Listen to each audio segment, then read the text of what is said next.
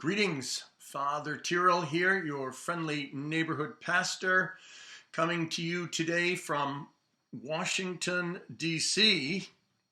I am down here for a little bike trip.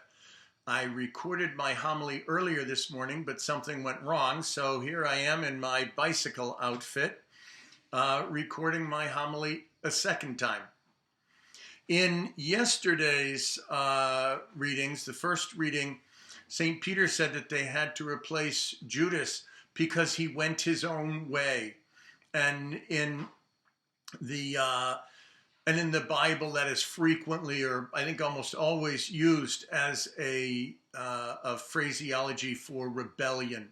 When Israel goes against the king or goes against God, it says they all went to their own home or to their own place.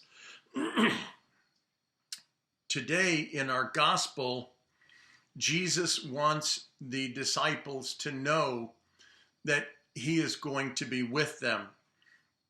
He says, the hour is coming and has arrived when each of you will be scattered to your own home, and you will leave me alone.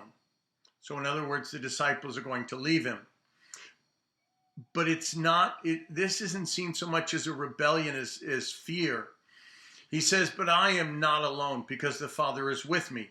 I have told you this so that you may have peace in me. In the world you will have trouble, but take courage. I have conquered the world. So this going out and coming back, we find this in the book of the prophet Hosea.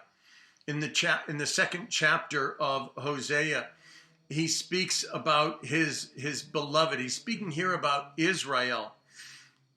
He says the number of the Israelites will be like the sand of the sea. Instead of being told, you are not my people, they will be called children of the living God.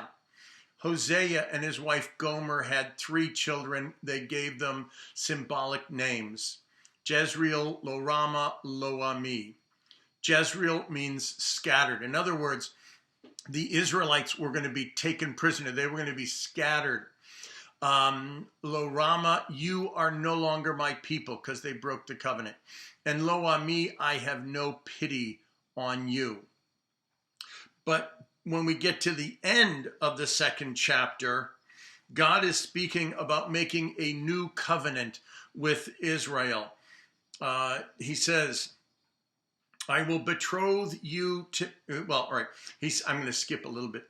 I will make a covenant for them on that day. That's verse 20. I will betroth you to me forever. I will betroth you to me with justice, with judgment, with loyalty and compassion. I will betroth you to me with fidelity, says the Lord. And then he says that he will, the whole of creation will respond to Jezreel. That means scattered. I will sow her for myself in the land. In other words, I'm going to bring them back. And I will have pity on not pitied. And I will say to not my people, you are my people. And he will say, my God. So this is in the day of the Lord. This will happen. Jesus is preparing his disciples for this day when they will be scattered, but that he will bring them back. Then if you look at Romans chapter 9, this is chapter 9, verse 25. St. Paul is talking about his relationship with the Jews, and he says that he loves the Jews and he would gladly give his life for them. But some of the Jews believe and some of them don't. And now the Gentiles are starting to believe.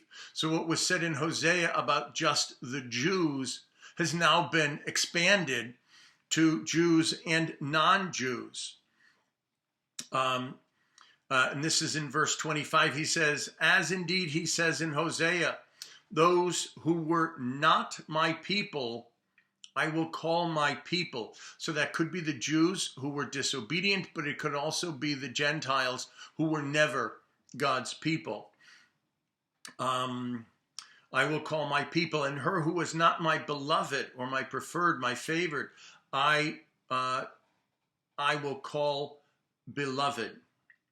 And in this very place where it was said to them, you are not my people, there they shall be called children of the living God. It continues with a quote from Isaiah, which is interesting, but not for our homily today.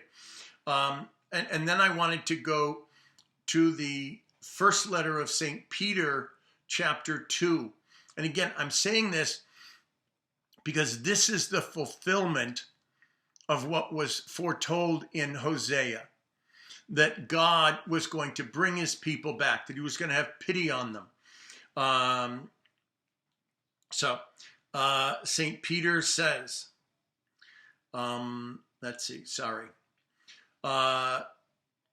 he says, the stone which the builders rejected has become the cornerstone. That stone is Jesus. And a stone that will make people stumble, and a rock that will make them fall. They stumble by disobeying the word, as is their destiny. But then he says to us, to those who have accepted Jesus, but you are a chosen race, a royal priesthood, a holy nation, a people of his own, so that you may announce the praises of him who called you out of darkness into his own wonderful light. So what was scattered, he's going to bring it back, but now it's scattered into the darkness and brought back into the light. And Jesus is the light of the world. So once you were no people, but now you are God's people. Once you had not received mercy, but now you have received mercy. In other words, we are living in this time of fulfillment. And so it's important for all of us, one, to not be rebellious, but two, to invite people back to the church, to be this instrument of restoration, to be this instrument of God's mercy, so that we might all be brought to glory. God bless you.